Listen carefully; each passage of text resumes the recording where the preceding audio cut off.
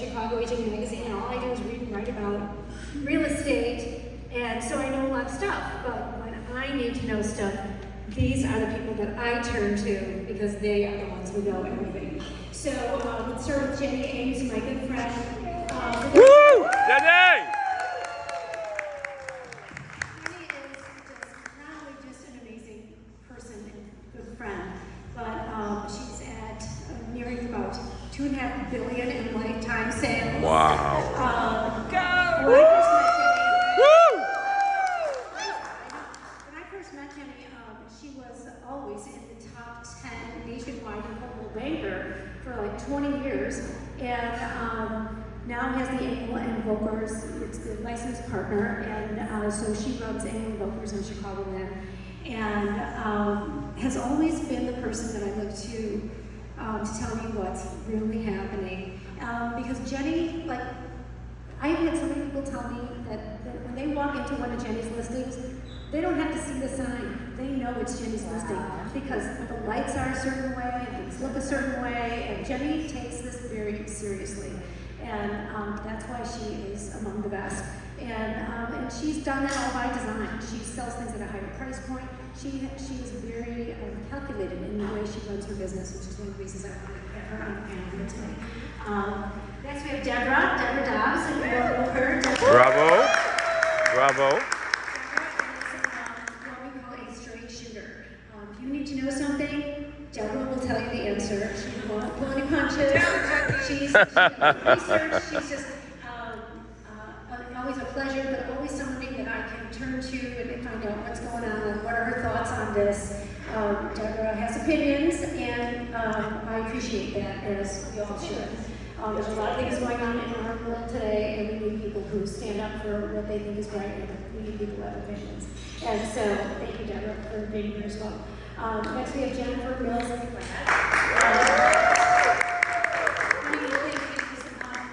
the way, both Deborah and Jennifer Mills are about $1 billion in lifetime sales, too. So, Wow. but when I was selling property at Roscoe Village in '95, I think it was, I was doing the conversion at the Roscoe Lofts. Jennifer came in, you were just as an agent kind of on your own at that time, you had a small thing going, and I've just known you since then, and I've always just watched you just grow and grow and grow. You've been very smart about how you've handled your career, your team, and just a pleasure, and thank you always for helping me when I need it. And we do a lot of reporting in the magazine. It's important that we get it right, and so I look to these three women to always help me get it right. When it comes to new construction, though, I go to David. David and I have known each other a long time. David has a long career in the business. There's a lot of people, a lot of things, a lot of stats, he is my go-to person if I want to know what's going on, not just here, all over the country. He has very good information, he's very good at marketing, and has always been a reliable, responsible developer, and made sure that all the people that he's worked with are like that too, which is not always the case, as you all know. I really appreciate David and all that he does for our community. He does a lot of things that you guys don't even know about, but he has had a hand in a lot of really positive things that have happened in Chicago over these last years. So David runs the sales and marketing for this property, and will help tell you a little bit about some of these things when we're done with this panel. So thank you, David, for allowing us to be here and being my go-to person. So thank you. So we're here today to talk about luxury real estate in Chicago. Although if you guys want to talk about other things as this conversation progresses, please feel free. You mean like NAR and Zillow? Yes. I mean that and anything else you'd like to talk about. Okay, I'm not going to be a troublemaker yet. But you can feel free to make some trouble here. We're okay with that. We have a lot of people here who either sell luxury real estate or want to sell luxury real estate.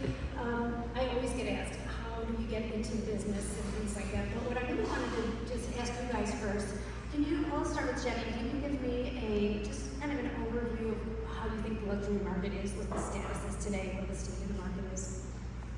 luxury market in Chicago is bifurcated.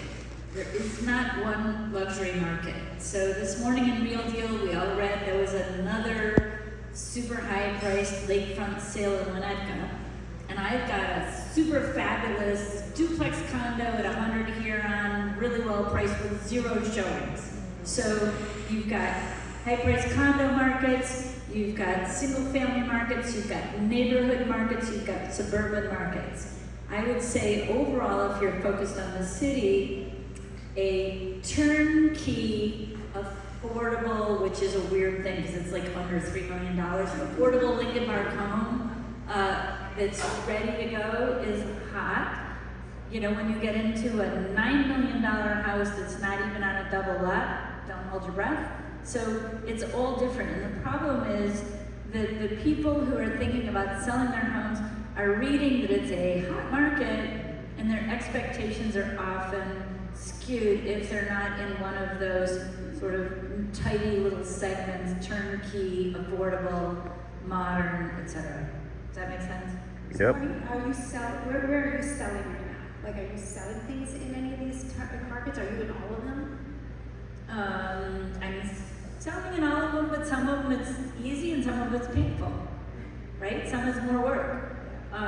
In the single-family homes under $2 million in Lincoln Park and Lakeview, you know, we're doing the thing where you put it in the MLS on Monday and you say showings start on Friday. You're going to do an open house on Saturday. It's what they're doing in the suburbs also.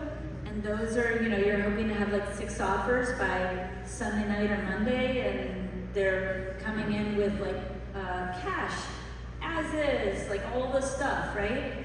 But when you get over Inspection, but no request. but We're no waiting for request. inspection, But when you which get no over agent should recommend. $2 million, you're not seeing that though, really, at all. It really changes if somebody's on the cusp. And when you get up into that like $4, $5, $6 million market, it's like, it's slow. You know, for some of our listings, 1 showing a month, 2 showings a month. What about, Deborah, you feel around that same kind of thing? What's your experience? I think we have a macro market and a micro market, which that can be spoken about nationally or regionally, but I would say in Chicago. So then you get, you know, in Chicago, are we talking about Chicago or are we talking about Chicago in the suburbs? I don't sell a lot in the suburbs, so I'll, like, other than, like, if you own a lakefront property, you're getting a ton of money. But in Chicago, we also have a macro market and a micro market. The micro market is Lincoln Park. If you have a single family house that is like sort of reasonably livable, even without fancy finishes, but you're selling it at 2.5, it's gone. You get up to 3.35. I mean, I get agents, and I'm sure you guys are getting agents saying, do you have anything coming up? Do you have anything coming up? And we are seeing 25 by 125 foot wide length lots. Where 3.5 million was the sales price for an older home, like 5 to 10 years old, not new construction. Something at 1911 Fremont just went under contract. I think it was a private listing, and I'm told they got $4 million. Ooh, can I speak in on that? I just had a buyer from out of town who wanted a house in Lincoln Park, and they said, we'd like to buy new construction. Well, there was only 2. And by the time we finished touring, there was only 1, and it was 4.8 or 4. Okay, that's my buyer, sorry, because I heard there was a lot of activity afterwards, but it's on a 24 by 125 foot lot.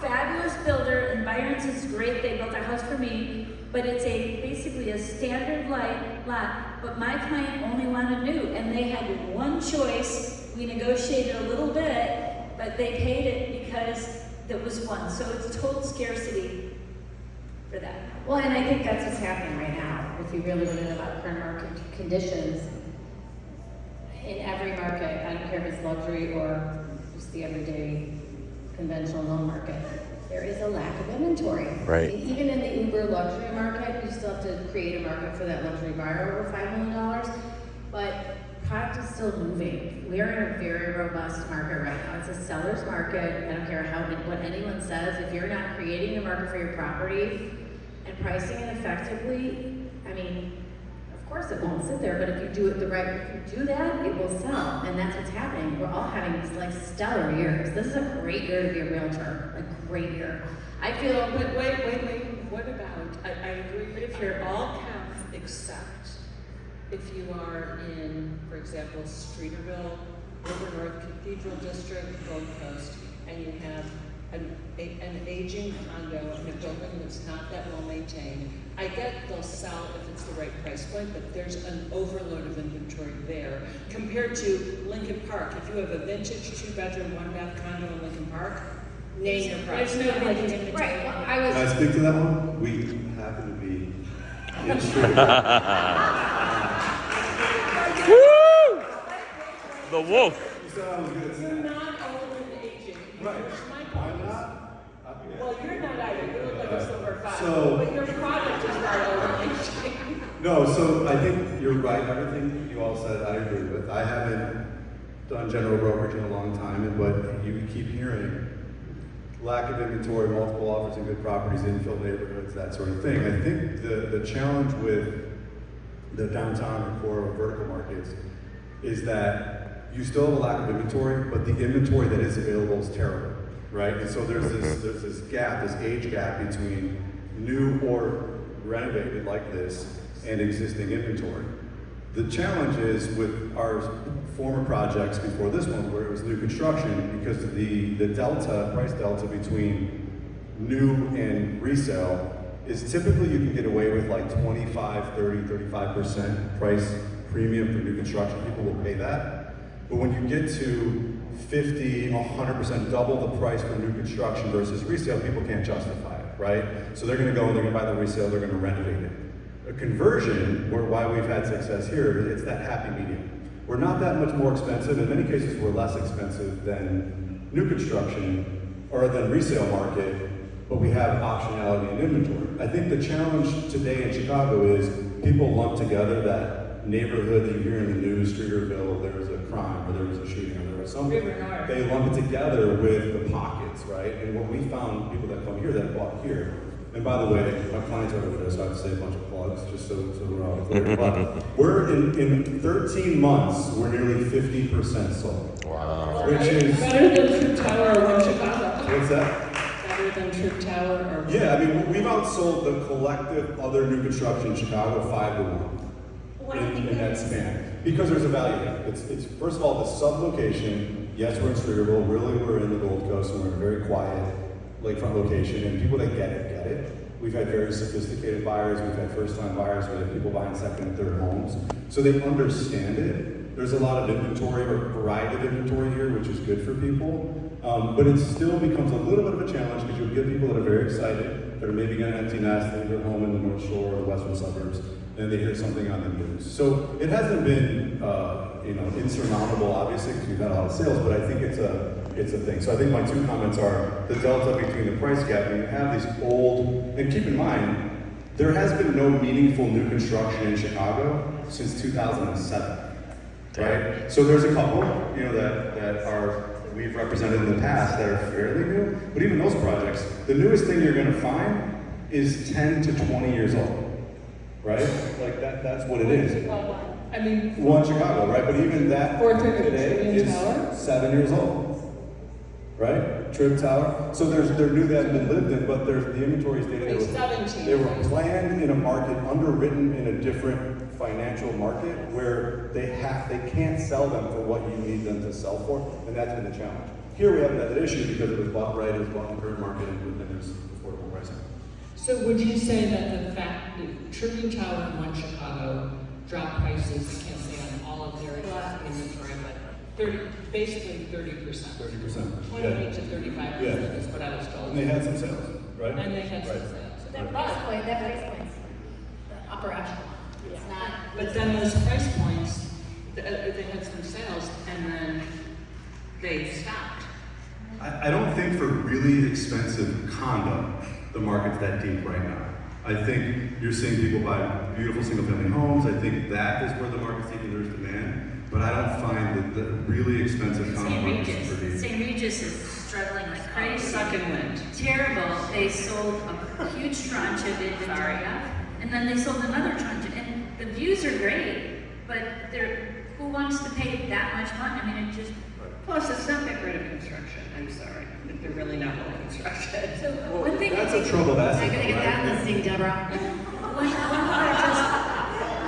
Okay, well, related to inventory, one thing I thought of as David was talking about this project is that we just interviewed for a listing and the owner said, well, I put in this much, this is what it should sell for, and by the way, a whole bunch of people are dying and their kids are just giving those apartments away. And that's irrelevant to my apartment that's so much nicer.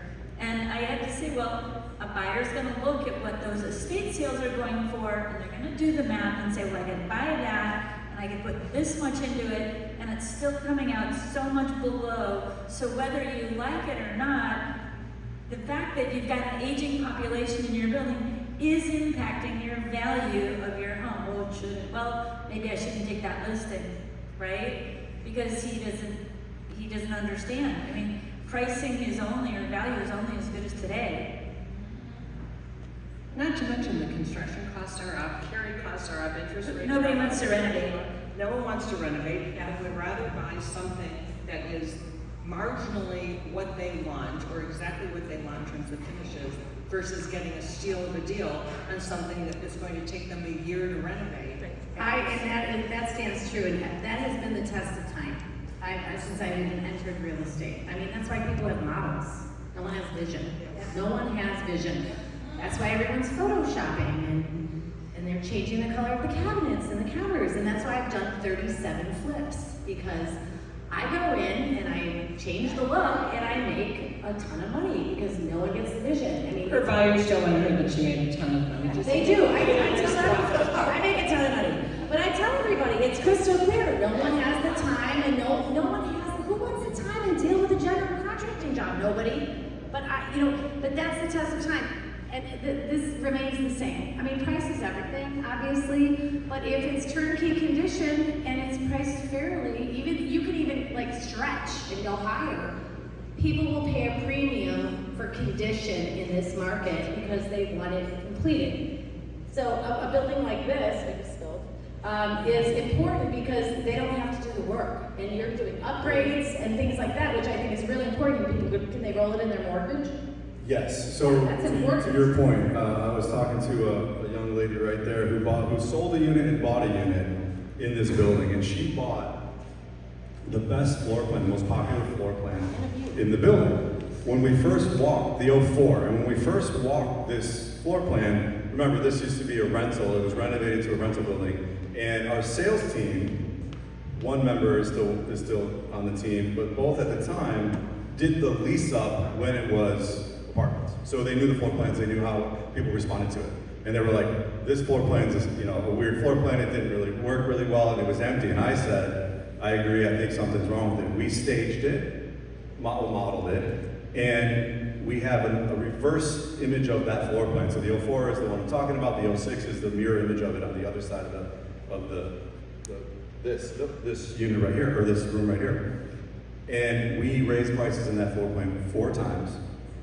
And we couldn't raise them enough, and they just kept selling. So it mattered. The other thing is we had, here, because we're able to give optionality, we have fully renovated packages. We have as-is packages with, granite flooring, maybe it's, 15 years old, that sort of thing. But what we did as a standard, and it really moved the needle, is we just came in and said, we're gonna change countertops, bathrooms and kitchens, we're gonna change appliances, and we're gonna change faucets and mirrors. Just a quick spruce up, and it made all the difference. It made all the difference in the world. People can't even envision a different color green, right?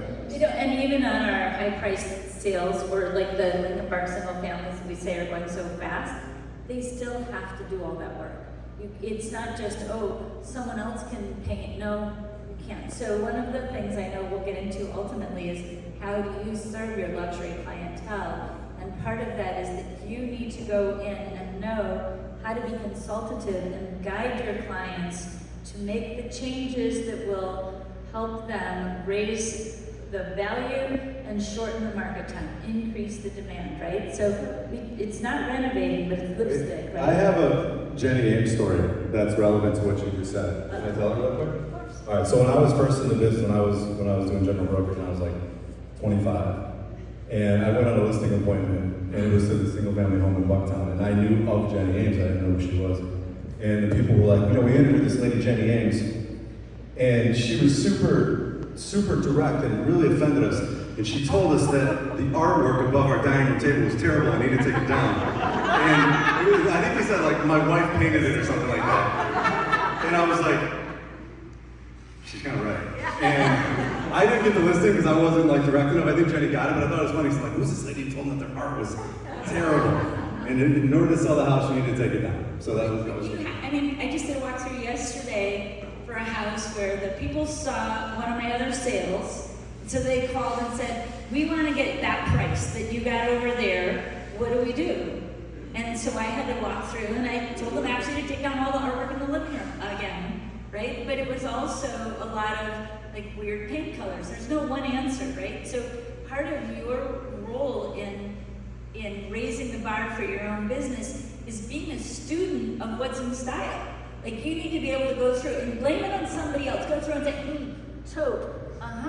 That's out now. Buyers like white, right? So that's my job. So here's the question. You know, everybody wants to know how to work with wealthier buyers, how to get those clients, and how to really work with them.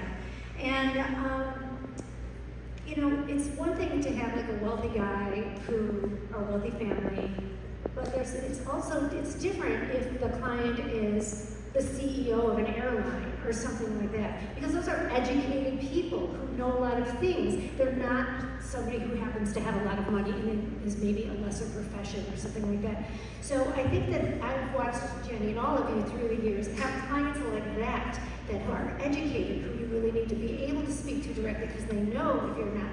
Do you want to speak to that at all about how do you talk to people at that level? You really have to know what you're doing, and you say be educated on what's in style, what finances and such. Educated in money does not translate into taste and style. So, Well, how do you tell them? How do you tell them? How do you walk them through that? What's your that's a change it for everybody?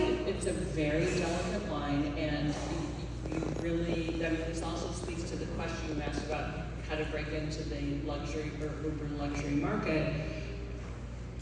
I mean, first we talked about this, first it's integrity, authoritative knowledge, not being afraid to speak your mind, but knowing how to speak your mind in a way that speaks to the client.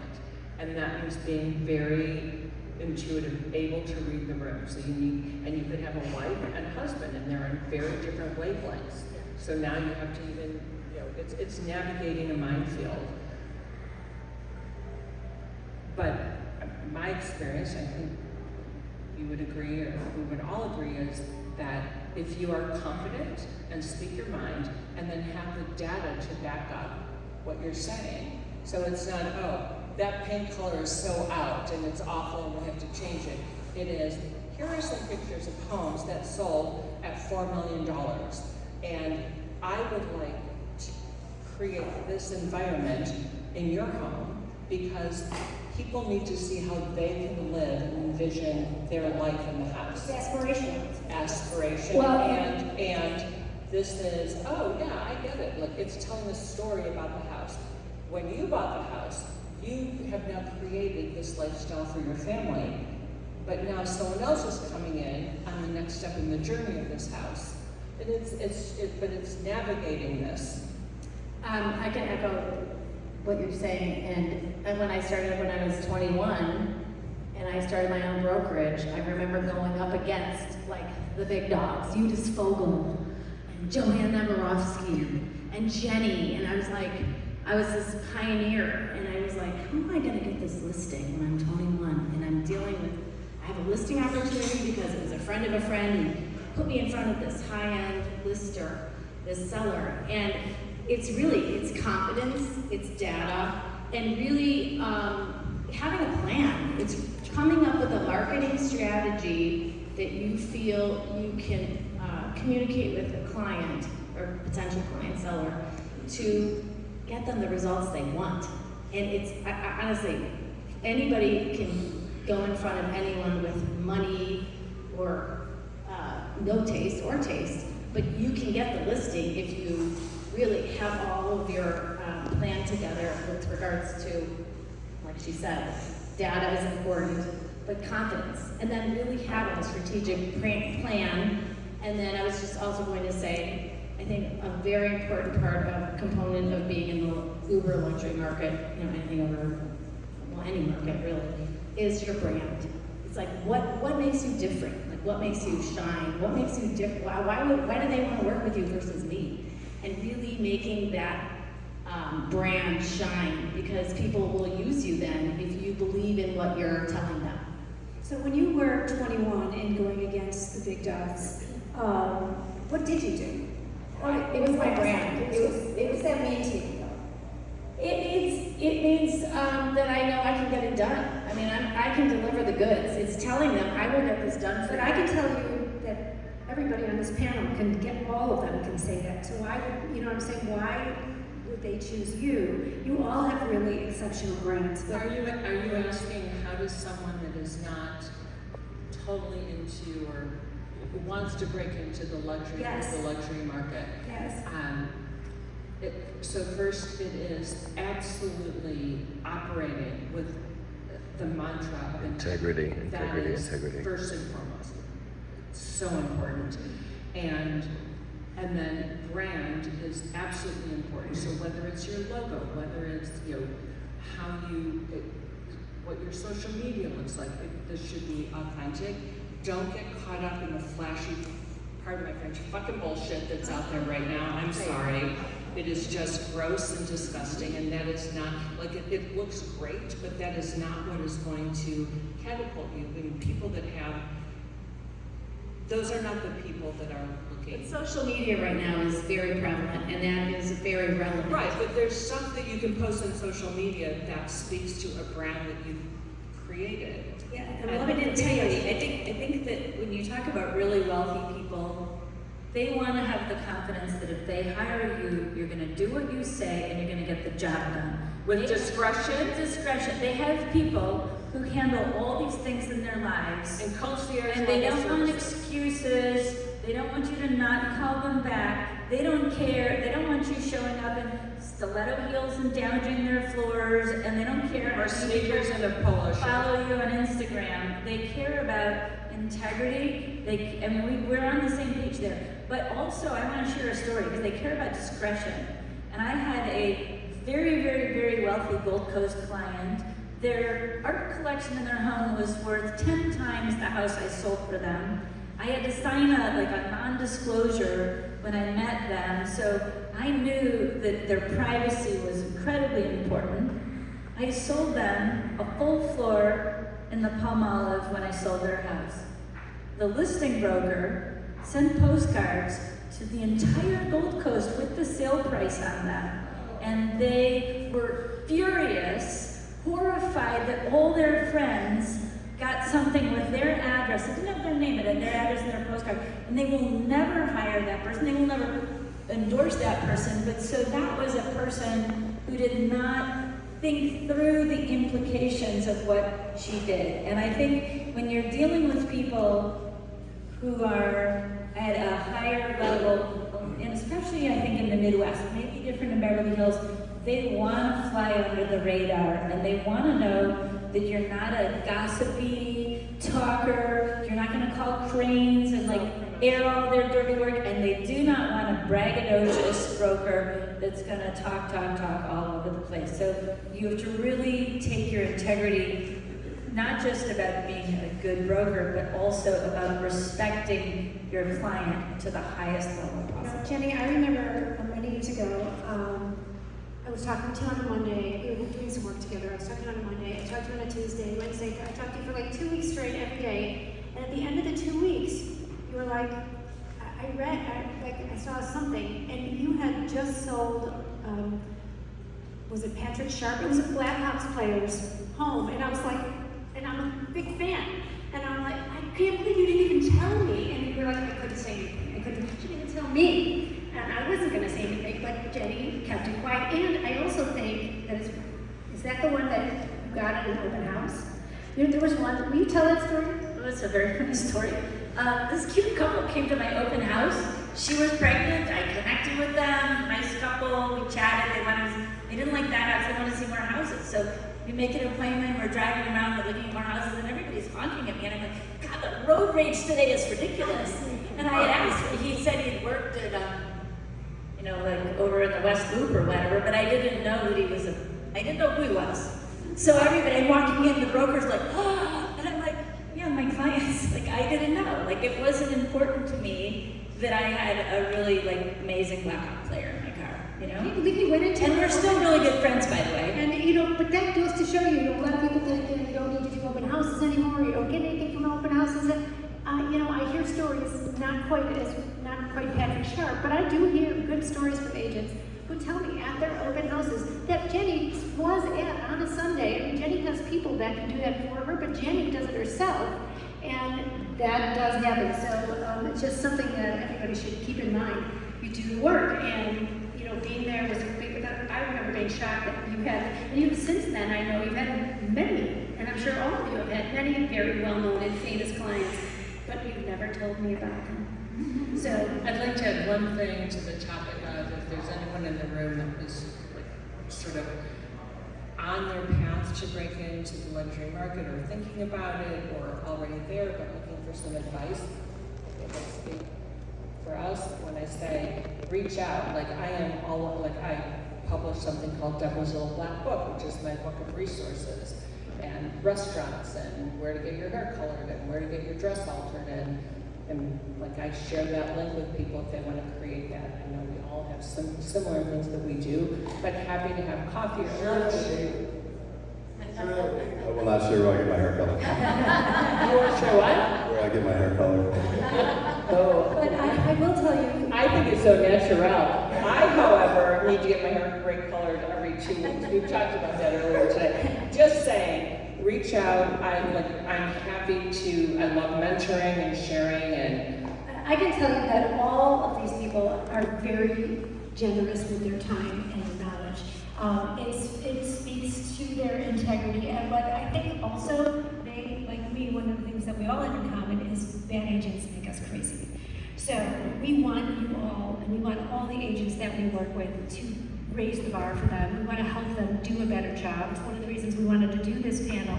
And we'll do follow-ups as well. But they're all very, very generous with their time. I just want to make one comment related to some of the other stuff. So, not my hair color, this is natural, by the way. That's what I said. So, when we market a project, our names don't go anywhere, right? It's the project is the brand, but all the same things hold true. And the sales team, my sales team back there, Michael and Victoria, back sitting down, need to be extremely knowledgeable not only about the product they're selling, 198 units, 55 different floor or 65 different floor plans, but they need to be knowledgeable about the rest of the market that the people may be looking in here. But I think the same theme is really about like not market knowledge, credibility, intelligence. I think a lot of brokers misunderstand what it would take to get into a market, whether it be luxury or development with sophisticated sellers or owners. It's less about like how are your TikToks and do they think you live a fancy lifestyle? It's more about do you understand what it is that you're being hired to service them with. And if you look at like most of the top people throughout the years in Chicago, I'll use like Jeff Lowe as an example. Like Jeff is not like a fancy guy, right? Like he's not living that, but he's got a great operation, he's knowledgeable, he's done a good job, he has credibility, and he has consistency throughout the years. And so our salespeople have to do that, but the biggest challenge is dealing with inexperienced, I'm gonna use a nice word, inexperienced buyer's agents on the other side.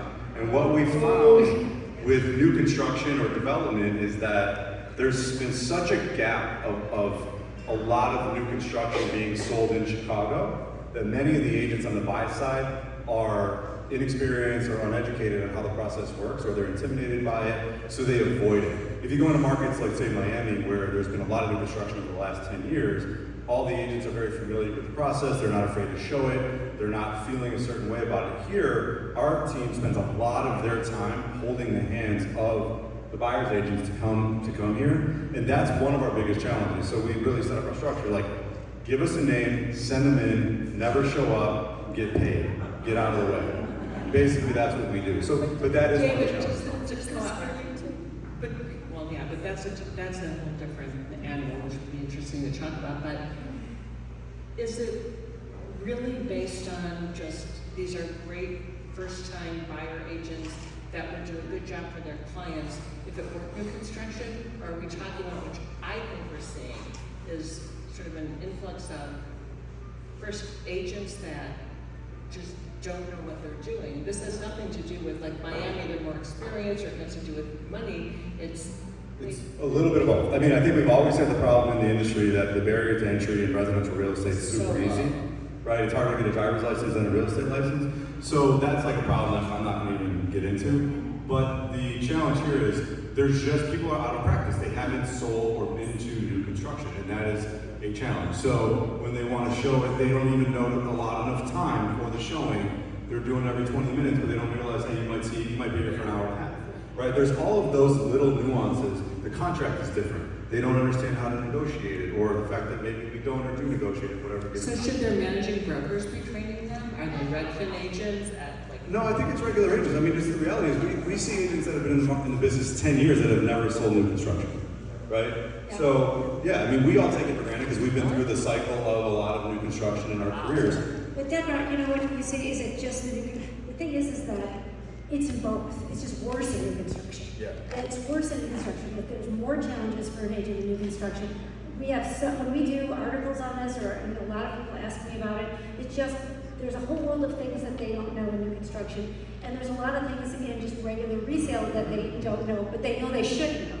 But they're just clueless. And a condo conversion adds a whole other element to it, which we dealt with a lot in the first 6 months because there are a lot of restrictions on renter rights and notice periods and vacancies, vacant units versus occupied units. And there's all of these things that became very confusing. So our team, you have to have a knowledgeable team that understands the process, understands the inventory to make it easy for the buy-side agent or an unrepresented buyer where it could be a little daunting. You're not looking at 4 single-family homes, you're looking at 4 single-family homes and 4 condos plus this building that has a bunch of options for you, and then how does the process work? So we spent a lot of our time in the beginning really educating people and guiding them through the process. And then there's a lot of other, managing deals throughout. Really getting loans is in an early phase of, when you're before 50% sold or less than 50% sold. The lending process is not very difficult, but more difficult. So we have a preferred lender back there, from Wintrust, who had the portfolio loans that have products to people.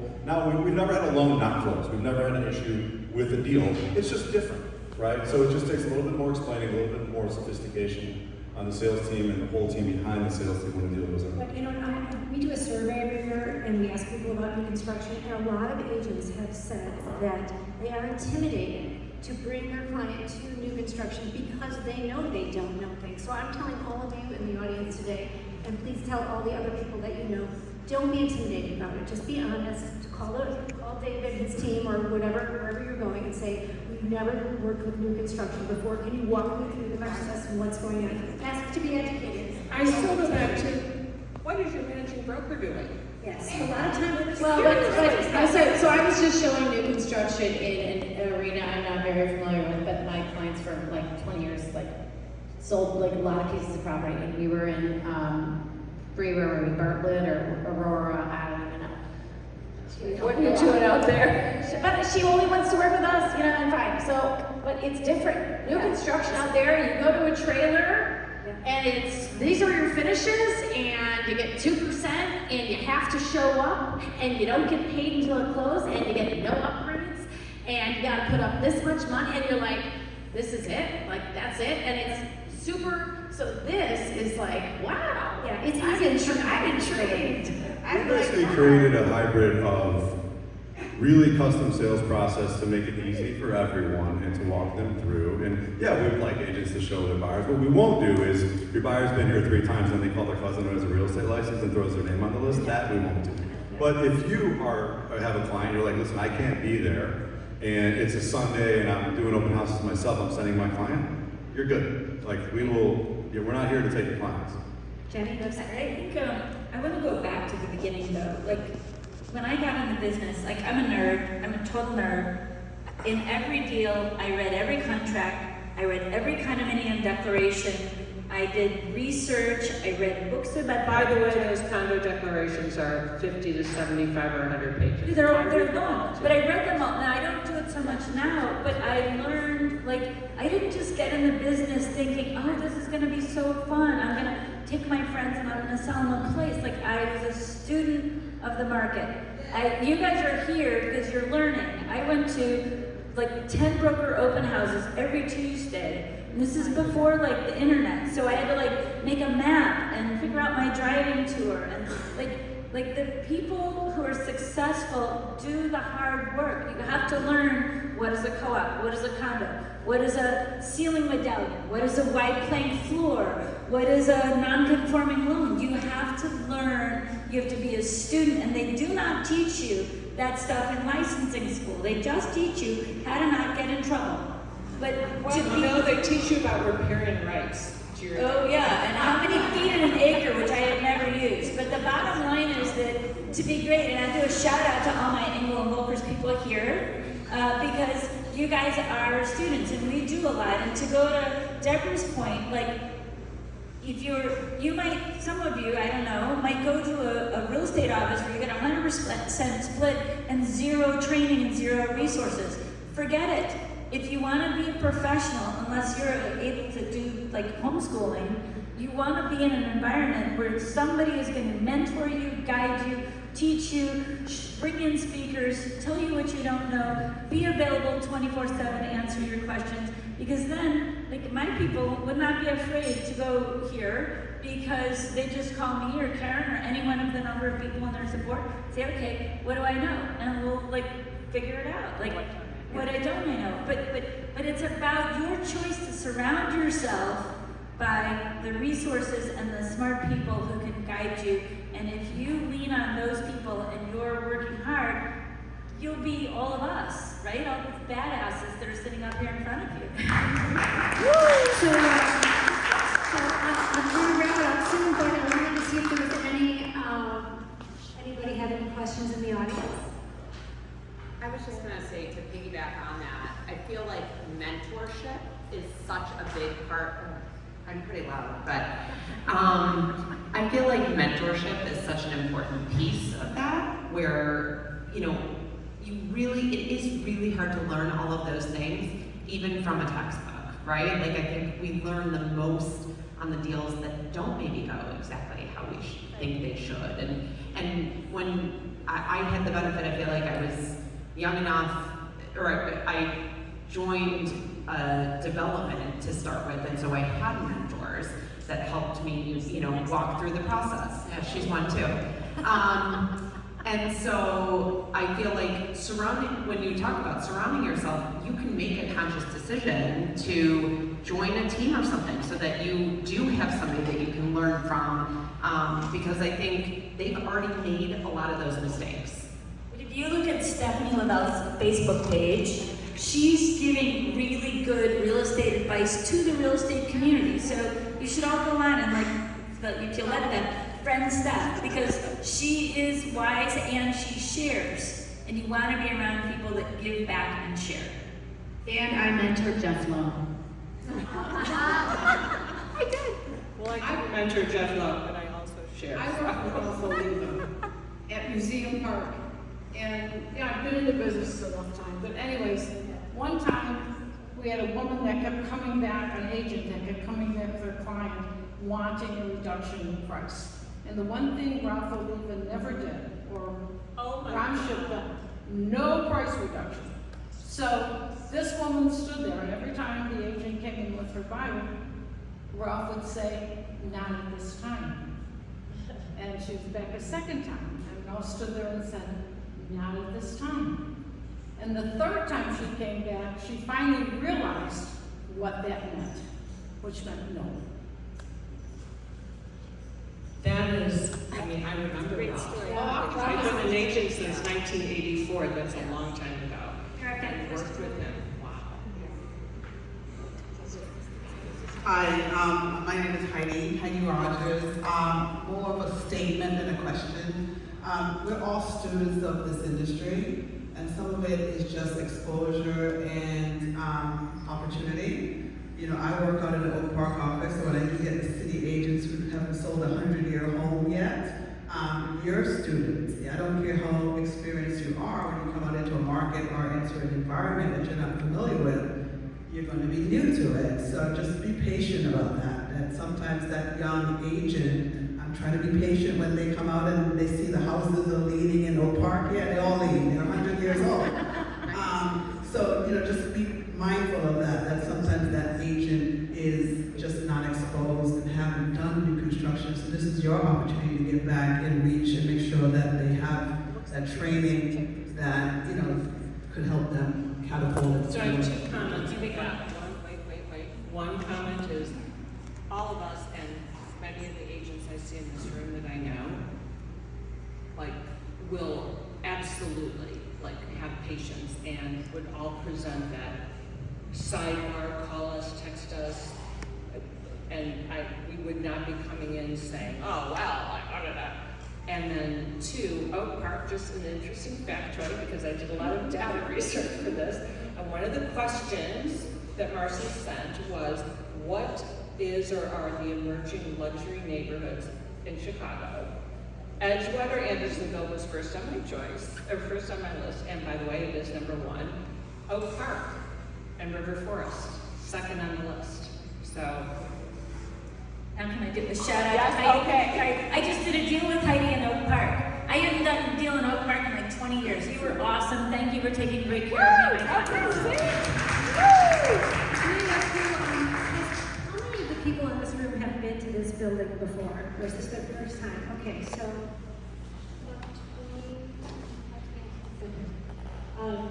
Okay, just wanted to get a count of that too. And for my own housekeeping, I have another question for you. How many of you listen to, what it can be anyone, a real estate podcast? which, Any real estate podcast. I want to know if anybody listens to real estate podcasts. We're thinking about doing something in the magazine, not our own podcast, but doing a showcase of other podcasts that are great. And we're having internal discussions about it. And so I just want to make sure you guys are listening to them. If you are, Can't you do a podcast with guest speakers? I could, but I'm probably not going to. But you can. I will put your podcast out. You guys. And so I want to put people more interesting than me, who are out there in the trenches every day, and what they're talking about as well. We do need more Chicago real estate podcasts. We do All need the more ones that Chicago I real listen to estate. are national, and none of them are here. Yes, and You don't listen to Matt Larissy? I actually like it. okay, so last chance for questions, guys. Last chance for questions. Hi, my name is Alexa McCurdy. I have a specific question for David. You mentioned you faced some challenges with buyer's agents in the past. Can you specifically point out maybe to the top 2-3 challenges that you faced, and maybe give us some examples? Thank you. Sure.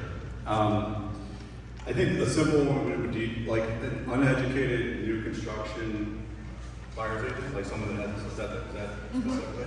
I think not understanding the process, number one, just how the contract works, how the negotiation process works, and back in the day, you did not negotiate new construction. And in many cases, it depends on kind of how we ebb and flow here. Sometimes we don't, sometimes we do. Like right now, we'll work on, to a point, we'll work to get deals done because the client likes velocity over $5 more, right? But understanding the process is number one. I think the scheduling component of it is a little bit different. So we get a lot of suburban agents that we're selling a lot of second and third homes. And as we all, how many people are suburban agents here? So it's a little different, right? Like in the city, typically like a listing agent is showing a listing, you're coming and you're scheduling an exact time for an appointment. In the suburbs, a lot of times it's lockbox or whatever it is, so it's a little bit different. So sometimes people don't allot enough time. And then it's really, there's so much to see with new construction, and a lot of times an inexperienced agent will not be able to grasp all of it, to be an advocate for their client, but also to remember what they saw and help their client decipher it. Because really, you think about it, like a client comes to see something, you might show them 5 or 6 places on a weekend, right? If you show them more than that, they're not going to remember what they saw, right? You come here, you might see 20 units. Our sales team tries to narrow it down and limit it to what they see, but we might have 5 floor plans within their price range, right? And so if the agent isn't able to say, all right, here's what we saw, here's what the ones I think you like, let's stick with these plans, let's stick with these floor plans in this tier, and we can go from there. That's the challenge. I think it's really the agent not able to kind of absorb all the information on behalf of their client. Did I answer it for you? Yes. I can tell you though, having done some of that work, there are so many things that you need to know when you're working with this kind of property. You really, having a competent staff here, you really rely on them. You have to trust them. You have to let your, a lot of agents like to hold on to their clients so tightly that they don't let the seller's agent really do their thing. And you have to kind of let some of that go and let David's team do their thing, because they will get that deal done for you. Yeah, just as just another quick example, like I had a conversation with someone the other day who liked one of our floor plans, and she's like, why haven't we sold a lot in this floor plan? I'm like, well, it's actually all of our collective favorite floor plan in the building, and the units weren't staged, and one of the windows looks at the building across the street, people didn't love it, and if you stage it and have window treatments and live in there like you normally would, that's gonna go away, right? And that was it. It was just a question about, specifically, ask the question, like, what's going on here? And she noticed that the fact that that tier hadn't sold a lot. She asked good questions. She's obviously a very experienced agent, but some of those things, like our team does not sell any other real estate but this building. They want to help you find the best deal in the building or the best option in the building. Let them help you. And it's okay to let your client know that you don't know everything. Yeah. It's smarter for you to say, listen, I will make sure that this goes down great for you. But we have to rely on that team to tell us this information. We can all decipher it later and figure out how we're gonna use it. But I've seen it a lot of times where the agents just hold on to their client too tightly without letting the other side do their thing. And I think that in resale too, I think the seller's agent should always show up and walk you through the house. I know that's not a popular sentiment, but I know that I could sell the house better than a lockbox can, and I'm sure all of you guys can sell it better than a lockbox can. So, my advice is always to show up. So I had one other thing about about this whole selling process. I see it. I just had a showing at a $7 million listing, and the buyer's broker, who I later looked him up and had never sold anything anywhere near that price point, like he'd hardly sold anything, came in and he's like, I don't like that.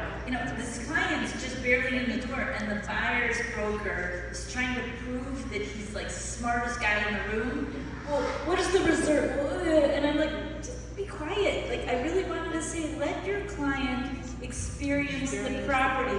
And your job in new construction or in the resale market is to step back and, to take Deborah's point, is to read the room.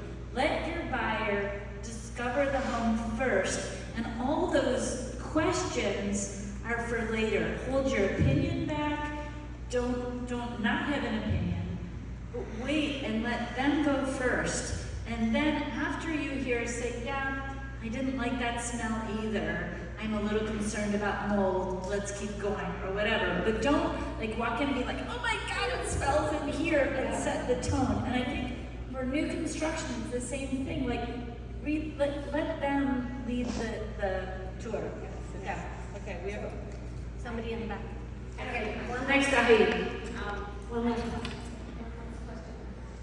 I don't know if this is a question either as much as it is a statement, but I have sold new construction out in the western suburbs.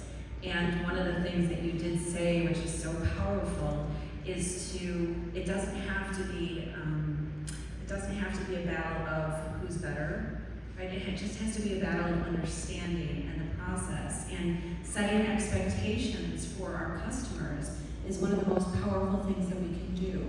I represented the builders, so I knew what it was like to be on the other side and who showed up and when they showed up and how they showed up. And setting those expectations with your clients from the beginning, even if you are new, to go in and let them know that this is typically how the process works, so this is what we can expect to happen, and we'll take our cue from the salesperson who knows the development the best. They will always know it and be more prepared, just like your team is, just like the floor plans and the upgrades and everything else. They will always have that information better than somebody who's just walking in the door, been there for 15 minutes and wants to impress their client because they're a realtor. So, I don't know if that's... Marcy, I just thought of something that I'd like to say. I think everyone in this room is more experienced than being a brand new newbie, but I mentor first agents that are just coming into the business. And one of many pieces of advice, because I have a lot of advice to dish out, but one of the most important is spend every Saturday and every Sunday and it used to be every Tuesday, the best thing, like, first of all, maybe align with a team, but if you already have your book of business, you want to do this on your own, go out and learn every piece of real estate in every neighborhood that you think you might be able to work in, including new construction, because new construction is very different from resale. So go to as many open houses as possible, dress appropriately, sign in, be polite, act professional, pretend you have a buyer, you're previewing this for your buyer client, and that is how you will learn the inventory, but also that's how you will learn, oh, I want to be like that agent. Wow, this open house, they were early, everything's set up beautifully, or oh, I got here at 12 for the open house and they're just opening the door and they're scrambling. So now you're learning what to do, what not to do. And with new construction, is this person explaining the new construction process to me and how do I feel about the experience? Very important. Great advice. The one thing I'd like to add with new construction that I do for my clients is when the sales team is talking to them, I'm behind the scenes viewing the materials, the finishes, and I send them to them after the appointment, and they have time to absorb it after their appointment. And it's a useful tool. Like, they don't know what they don't know, and it's a learning thing, and they really appreciate that. Well, thank you guys so much. This has been so much fun to have this conversation.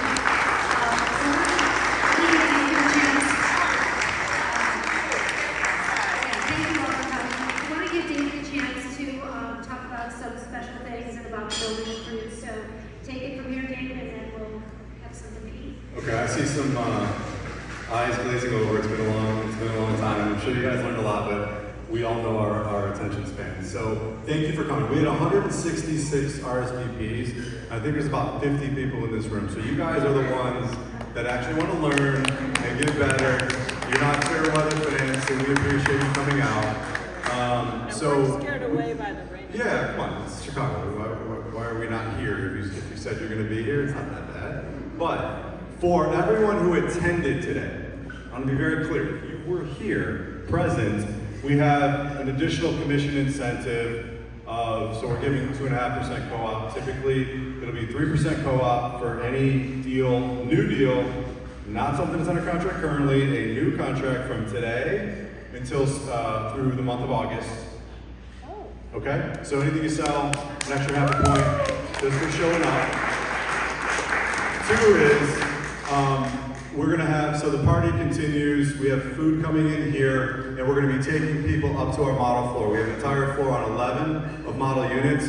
I do ask that you please take 10 minutes to go see the models. It's really, they're beautiful, we have a bunch of variety, you really can't experience the building until you get up a little higher, and then the party's gonna be between the roof on 20, the roof terrace on 20, and down here. So we have bartender up there, food's gonna start coming in here right now. And the DJ was up there, now the DJ is down here, so we'll figure out what that's going to be depending on what the weather looks like. Don't get too crazy, these are new floors and we need them to stay nice. Alright? Alright, thank you everybody for coming. Wait, last thing. I want to thank Crescent Heights, he's in the room. And I want to thank my team and the Crescent Heights team, Andrea, DJ, Amanda, Cindy, Victoria, Michael. You guys raise your hand. They're the team. Michael and Victoria back there can take you everywhere, show you around. units starting at $399 going up to 2.1 and tons of variety in between. Okay, so thank you guys. I appreciate it.